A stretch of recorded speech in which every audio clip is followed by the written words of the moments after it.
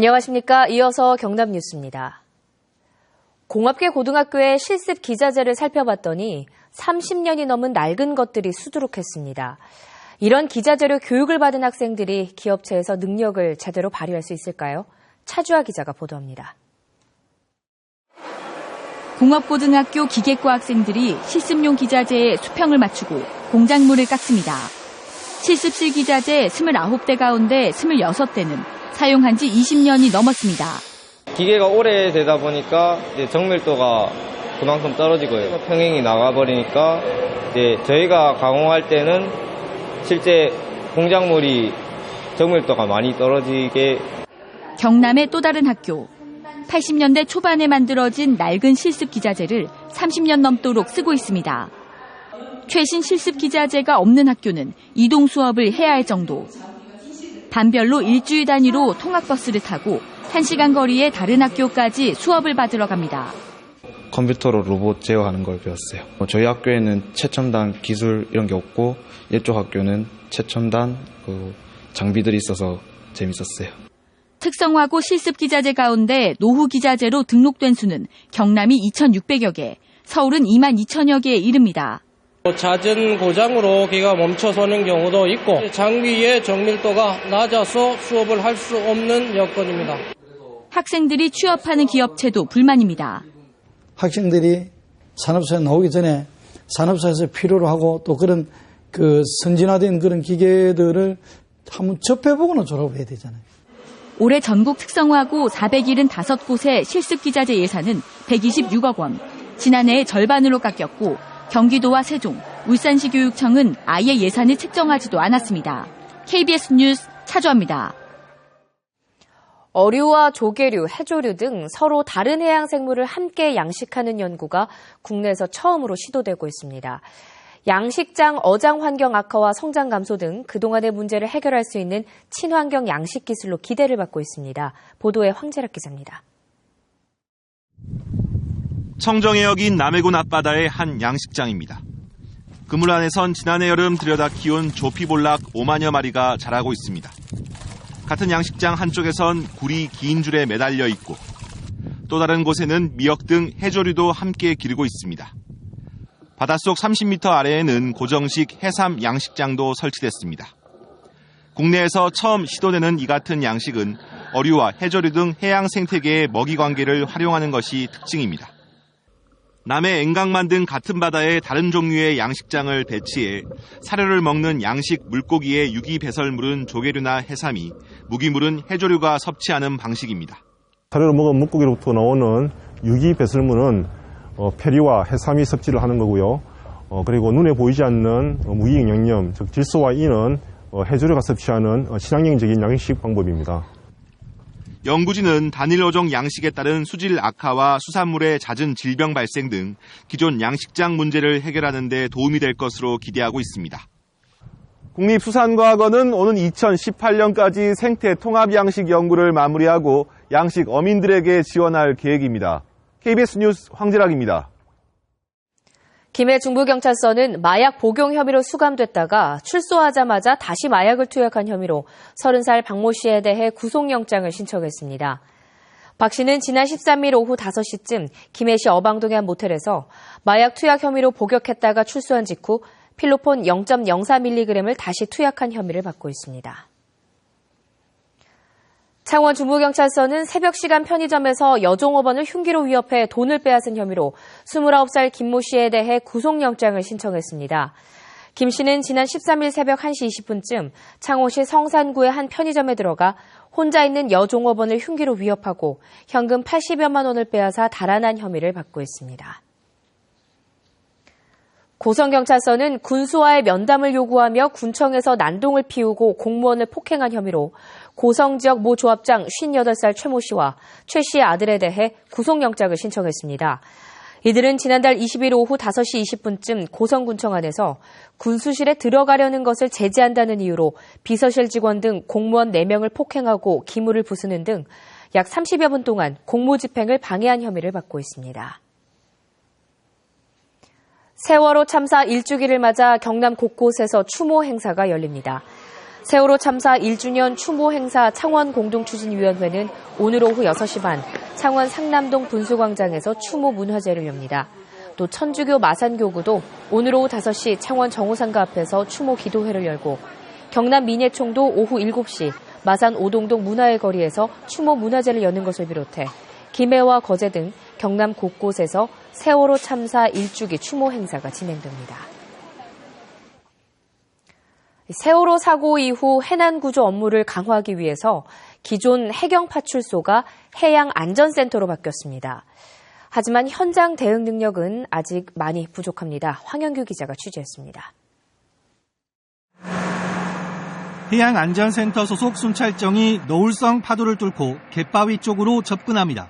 너무 갯바위 밑으로 내려오시지 마시고 안전한 장소에서 낚시해 주시기 바랍니다. 관광객이 몰리는 영도대교로 뱃머리를 돌린 순찰정.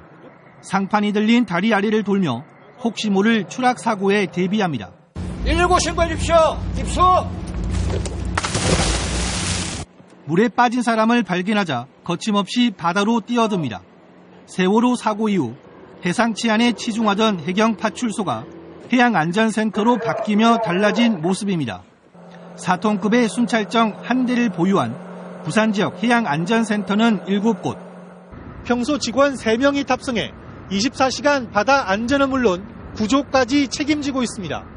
그러나 전문 구조요원이 배치된 게 아니라 기존 직원이 수중 구조 업무를 새롭게 배워야 하는 데다 구조 장비도 아직 부족합니다.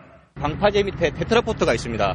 거기에 추락하는 경우도 많이 있는데 거기에서 구조할 수 있는 그 장비가 있습니다. 있는데 지금 아직까지 현재 저희들까지는 내려오지는 않았지만 장비와 인력을 늘리기도 쉽지 않아 결국 민간 자율 구조대의 힘을 빌려야 합니다.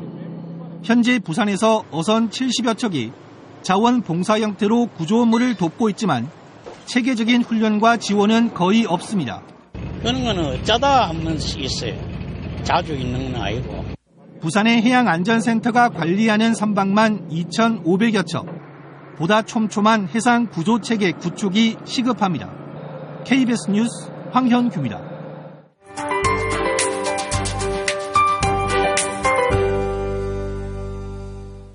날씨가 좀 맑다 싶었는데 다시 또 비 예보가 있습니다. 오후 3시부터 저녁 9시 사이에 비가 내릴 것으로 보이는데요. 양은 5mm 미만으로 적겠지만 비가 내리는 동안 돌풍이 불고 천둥, 번개가 치는 곳이 있겠습니다. 또 우박이 떨어질 가능성이 있겠고요. 여기에 바람까지 강하게 불어 주의하셔야겠습니다. 오늘 먼지가 뒤엉킨 황사비가 내릴 수 있으니까요. 비를 맞지 않도록 오늘은 우산을 꼭 챙기셔야겠습니다. 지금 우리 지역은 가끔 구름이 많은 상태고요. 거창과 진주, 통영을 중심으로 아직 옅은 안개가 남아 있습니다. 오늘 동쪽 지역은 늦은 오후부터 저녁 사이에 통영과 거제를 제외한 모든 지역에서 한때 비가 조금 내리겠습니다. 오늘 아침 기온은 어제보다 조금 높게 출발했는데요. 한낮 기온은 창원 19도, 밀양 21도 등으로 어제와 비슷하겠습니다. 보시면 아침과 낮의 기온 차가 큰 폭으로 벌어집니다. 서부 지역도 늦은 오후부터 대부분 지역에서 비가 조금 내리겠습니다. 오늘 바람도 강하게 불겠고요. 먼지 농도가 높기 때문에 호흡기 약하신 분들은 마스크 꼭 착용하셔야겠습니다. 오늘 낮 기온은 진주 20도, 산청 21도까지 오르며 포근할 것으로 예상됩니다. 바다 물결은 동해남부 먼바다에서 최고 4m까지 오후에 점차 높아지겠습니다. 오늘도 해상에서는 안개가 짙게 끼는 곳이 있겠고요. 바람도 점차 강하게 불어오겠습니다. 당분간은 일교차 큰 봄 날씨가 이어집니다. 이번 주 일요일과 다음 주 월요일 오전 사이에 또 한 차례 비 예보가 있습니다. 기상정보였습니다. 경남의 지난달 고용률이 지난해 같은 기간보다 떨어지고 실업률은 올랐습니다. 동남지방통계청 조사 결과 경남의 지난달 취업자 수는 162만 1000명으로 지난해 같은 기간에 비해 2000명 감소했고 고용률은 58.7%로 0.9%포인트 하락했습니다. 반면 실업자 수는 지난해 같은 기간 대비 9,000명 증가해 0.5%포인트 상승했습니다. 지난 1월 고병원성 AI가 발생한 고성 지역에 오리 재입식이 제한됩니다. 고성군은 AI가 발생한 지난 1월 23일부터 2달 동안 오리와 닭 등 14만 8천여 마리를 매몰 처분해 25억 9천만 원의 경제적 손실이 발생했다고 밝혔습니다.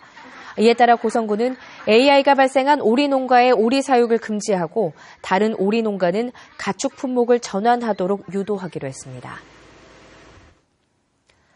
창원 상남시장 5일장 노점상에게 부가가치세가 부과돼 상인들이 반발하고 있습니다. 노점상들을 회원으로 둔 상남 5일장 상호회는 지난달 상남시장 상가 상인회로부터 상가시설 사용료에 붙는 부가가치세가 2011년부터 미납됐다며 1억 500만 원을 내라는 통보를 받았다고 밝혔습니다. 상남시장 상가상인회는 전기와 수도 등 관리비 명목으로 매달 2천만 원씩 받아온 수입에 대해 창원세무서가 부가세를 부과한 데 따른 조치라고 설명했습니다. 장애인 콜택시의 내부 안전장치를 강화하는 법안이 발의됐습니다. 새정치민주연합 민홍철 의원은 장애 유형과 휠체어 형태 등을 고려해 장애인 콜택시의 내부 안전장치를 마련하도록 교통약자 이동편의 증진법 개정안을 발의했습니다. 현행 교통약자법은 장애인 콜택시 내부 안전장치에 대한 세부 기준이 없어 2008년부터 지난해 4월까지 휠체어가 넘어지거나 차체에 부딪히는 사고가 18건 발생했습니다. 진주시 일반성면과 진성면, 지수면 등 동부 5개 면이 정부가 추진하는 책임 읍면동 통합에 따라 하나의 행정면으로 통합됩니다.